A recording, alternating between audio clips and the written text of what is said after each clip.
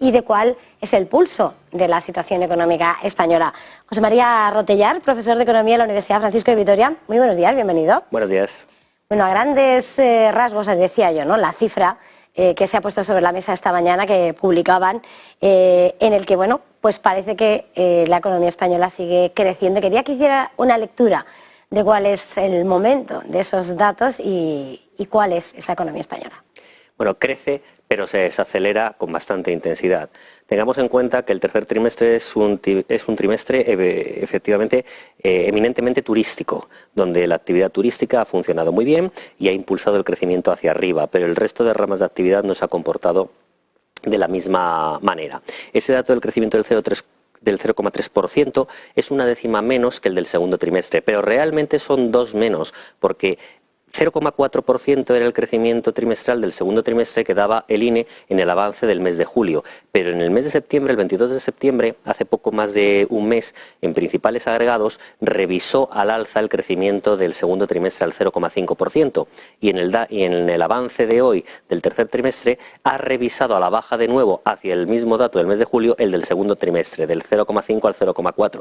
De manera que efectivamente, viéndolo ahora tras esta segunda revisión, solo ha descendido, solo ha crecido una décima menos, pero realmente son dos. Pero, ¿qué podemos ver? La demanda nacional está desacelerándose, está cayendo la industria cae de manera muy importante, si crecía un 1,9% en el segundo trimestre, cae un 0,4% en este tercer trimestre. El consumo tiene un pequeño repunte, seguramente ligado al gasto del propio del verano, pero realmente las actividades inmobiliarias caen. Y si nos vamos por sectores, en el crecimiento trimestral ya hay dos sectores, agricultura e industria, que entran en recesión técnica. Tienen al menos más de 2 trimestres consecutivos en tasa intertrimestral negativa. Y un tercer trimestre, la construcción, ha entrado en negativo en este trimestre, cayendo un 0,6%. Solo el sector servicios mantiene con un 0,9% ese crecimiento,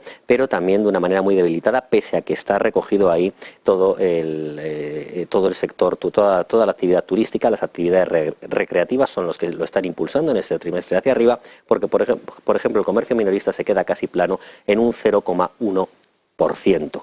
Crece un punto menos que el trimestre anterior. Hay una desaceleración también en tasa intertrimestral de las exportaciones, que caen un 4%, de las importaciones, que caen un 3,1%. Las exportaciones caen por pérdida de renta de nuestros socios, que nos pueden comprar menos, y por pérdida de competitividad de la economía española, con toda la intensidad regulatoria y tributaria que está asfixiando a la economía nacional. Y las importaciones están cayendo porque reflejan la pérdida de poder adquisitivo de los españoles. Y si nos vamos en tasa interanual, también hay una desaceleración muy importante. Junto con ello, un incremento de los costes laborales que puede repercutir en precios, en unos efectos de segunda ronda, espiral, precios-salarios, y una caída de la productividad, tanto de la de empleo a tiempo completo como la de horas trabajadas, con lo cual realmente si somos menos productivos vamos a ser menos competitivos, y si somos menos competitivos vamos a poder vender menos en los mercados, competir peor internacionalmente, perder actividad económica y con ello el empleo. Eso lo que señala es una desaceleración que se intensificará probablemente en el cuarto trimestre, pero bueno, el año 2023 con el gasto público y el repunte del sector turístico probablemente se salvará en esas cifras del 2,3, 2,4, 2,2% de crecimiento global del año. Lo preocupante es el año 2024, donde las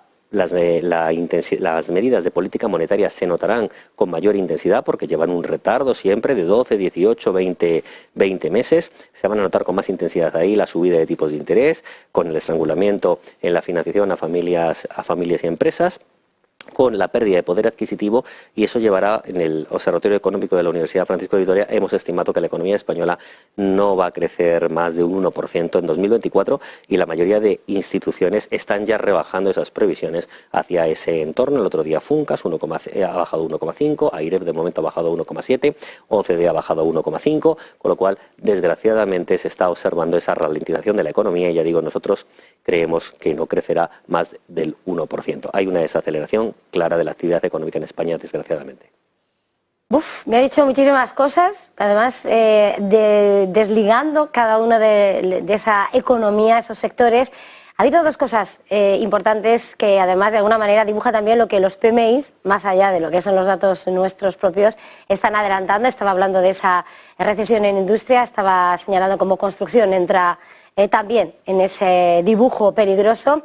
Si hay recesión en esos sectores importantes, aparte que señalabas también, ¿no?, esos del sector primario, está claro que va acompañado de una próxima rebaja de empleo.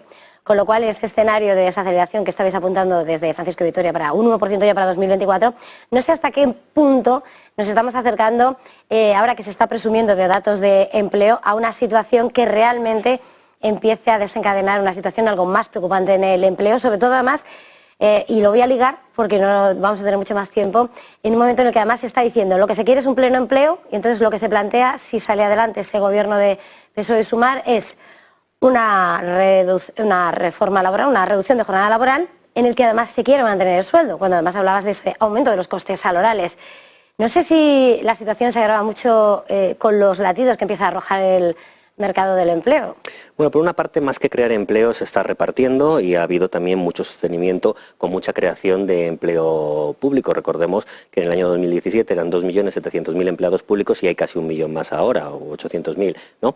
Pero en cualquier caso se está manteniendo así, se está repartiendo mucho el empleo, pero no se está generando tanto empleo. Puede haber más trabajadores, pero también se han trabajado menos horas durante una gran parte del periodo, ¿no? Es un empleo también sostenido en gran parte por el ingente gasto público desplegado, que ha llevado a que en este quinquenio se haya incrementado la deuda, según las notas iniciales del Banco de España, entre mayo del 18 y agosto del 23, que es la última, en más de 400.000 millones de euros, y las medidas del pacto de gobierno, si sale adelante, de PSOE y Sumar, al imponer la reducción de la jornada laboral sin, bajada salarial, si no hay incrementos de productividad, y ya vemos con los datos de la contabilidad nacional de este trimestre, que ha confirmado una vez más que la productividad está cayendo, pues si no hay ganancias de productividad, lo que habrá será una merma en la producción, o tendrán que contratar a más personas que posiblemente con los costes laborales no podrán ser asumidos por las empresas, con lo cual es un daño muy profundo para el empleo. Usted tenga en cuenta que si la jornada laboral se está reduciendo con el mismo salario un 6,3%, generalmente se considera que la elasticidad del empleo respecto a los costes laborales, es decir, cuánto varía el empleo cuando varía una unidad el coste laboral, es de 0,3 en sentido contrario. Si suben los costes laborales, baja el empleo. De manera que si los costes laborales están subiendo directamente un 6,3%, porque es lo que se reduce la jornada laboral sin tocar el salario, estará cayendo un 0,3 por ese 6,3% el empleo. Con lo cual estará cayendo cuando llegue a las 37 horas y media un 1,8% el empleo, con ese sencillo cálculo matemático.